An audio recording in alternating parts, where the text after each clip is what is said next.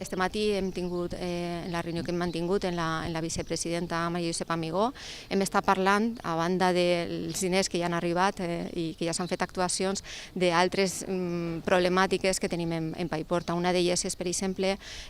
la carretera CV 406. Hem estat en converses durant tot aquest temps en la Diputació de Carreteres, perquè aquesta carretera encara és de titularitat de la Diputació i abans de cedir-la a l'Ajuntament de Paiporta s'han de fer unes actuacions necessàries com és la col·locació d'uns semàfors en l'entrada, en l'accés al metro, perquè és un punt per el que diàriament passa moltíssima població i és imprescindible que això tingui les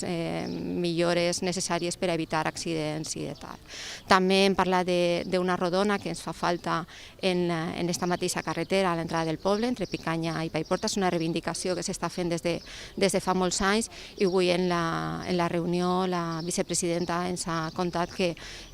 enguany es faran els projectes tant de la rodona com del semàfor i també l'actuació del semàfor que fa falta en l'accés al metro. I això sí que creiem que enguany ja per fi serà una realitat. Ens han traslladat des de l'Ajuntament, l'alcaldessa i el seu equip de govern, una reivindicació històrica com és la redona de la 406, una carretera que és propietat de la Diputació, que és d'entrada al poble i és un punt negre on hi ha moltíssims accidents i a ells es preocupa moltíssim que aquesta redona no es dugui endavant. Des de l'Ajuntament ens han traslladat aquesta necessitat i saben que des de la Diputació estem al seu costat intentant que aquest projecte es dugui endavant. I ja sabem que este any el projecte entrarà, farem el projecte al llarg d'este any, ficarem el semàfor que també ells havien reivindicat i l'execució de les obres de la redona esperem que en l'any 2018 es duguen endavant i finalment puguen acabar la legislatura amb aquesta reivindicació històrica feta una realitat i acabar també en aquest problema que entenem que és vital per a tota la gent de Paiporta perquè